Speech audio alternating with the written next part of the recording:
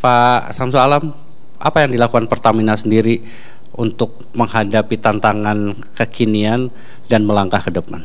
Ya, kalau dikaitkan dengan tadi Pak Made ya, kita juga sudah support siapkan seperti ada program untuk CNG, kemudian juga ada V-Gas yang sudah kita launching. Nantinya kita akan memperbanyak stasiun-stasiun untuk V-Gas dan CNG dikaitkan dengan SPBU yang sudah ada. Sekarang kan sudah ada secara keseluruhan di Indonesia ada 5.000. Nanti kita akan pilih lokasi-lokasi yang memang memudahkan bagi para pengguna konsumen untuk bisa mendapatkan akses untuk menggunakan CNG maupun V-Gas. Namun ke depan barangkali yang kita juga ingin arahkan adalah seperti perusahaan-perusahaan seperti Pak Martiono yang mining company yang besar. Mungkin mereka akan menggunakan tidak lagi diesel tapi menggunakan LNG, mini LNG, mungkin itu juga bisa kita support.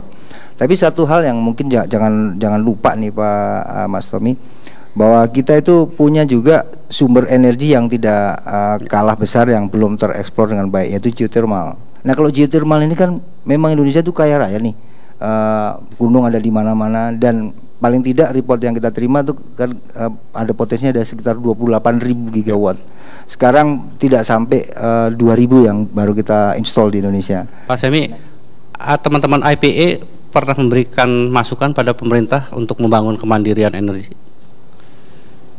Ya, secara konkret mengenai kemandirian energi tidak, tapi peran kami di hulu sebenarnya kita sudah sering berdialog dan berdiskusi dengan pemerintah, dan mungkin kuncinya sebenarnya kalau saya bisa balik kembali dari permasalahan, karena memang masalah eksplorasi ini adalah sebenarnya dampak dari problem yang kita hadapi. Kalau kita sekarang mengatakan bahwa produksi kita ini menurun sudah sejak pertengahan tahun 95-an, berarti kan masalah eksplorasi ini sudah dialami 10 tahun sebelumnya. Karena kita harus menyadari bahwa bisnis kita ini, apakah itu mining, walaupun oil and gas, migas, kita ini jangka panjang. Investasi kita ini dari pertama kali mendapatkan kontrak sampai baru produksi itu bisa sampai 10-15 tahun. Itu yang perlu harus disadari. Oleh karena itu makanya problem eksplorasi ini memang problem klasik yang sudah terjadi di kita. Kalau orang mengatakan bahwa baru terjadi, saya rasa tidak, karena penurunan produksi ini udah berlanjut sejak pertengahan tahun 90-an. Bahkan pertengahan tahun 90-an kemungkinan replacement ratio kita masih sedikit di atas 1%. Tapi sekarang secara berlanjut menurun replacement ratio-nya sendiri. Pak Semi, saya ingin lebih jauh lagi. Apapun pemerintah sudah mencanangkan bahwa ingin membangun kemandirian energi, ingin juga menjadikan mineral itu sebagai memberikan kontribusi yang lebih signifikan, Pak Martiono. Apakah membutuhkan insentif bagi teman-teman kalangan industri supaya cita-cita itu bisa tercapai? Kalau memang iya, apa yang dibutuhkan? Apa Pak Semi? Jadi pertama-tama saya balik lagi masalah eksplorasi. Sebenarnya Indonesia pernah menjadi negara besar di industri migas.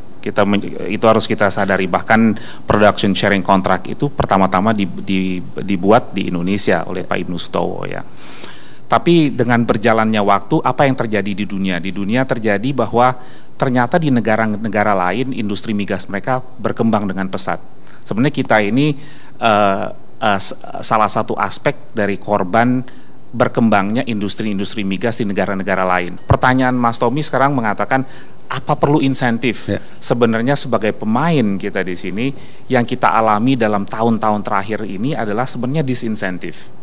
Jangankan kita meminta insentif, tapi yang kita butuhkan saat ini adalah biarkan kami berbisnis, biarkan kami bisa berkompetisi dengan negara-negara lain, supaya kita bisa menarik kapital-kapital itu ke sini dan berinvestasi. Jadi utamanya kita di industri kita, apakah di IPA ataupun di teman-teman di hulu, kita tidak bicara soal insentif dulu. Tolong di stop dulu disinsentifnya. Disinsentifnya apa? Banyak sekali yang kita alami selama ini adalah kebijakan-kebijakan yang tidak terkoordinir.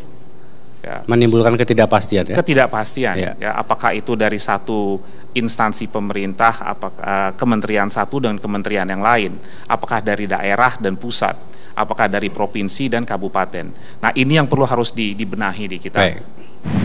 Untuk kemandirian tidak cukup 30 hari operational reserve. Kita strategic reserve nol besar. Kalau ada perang, kemungkinan besar kapal-kapal kita itu cuma bisa bertahan 2 minggu.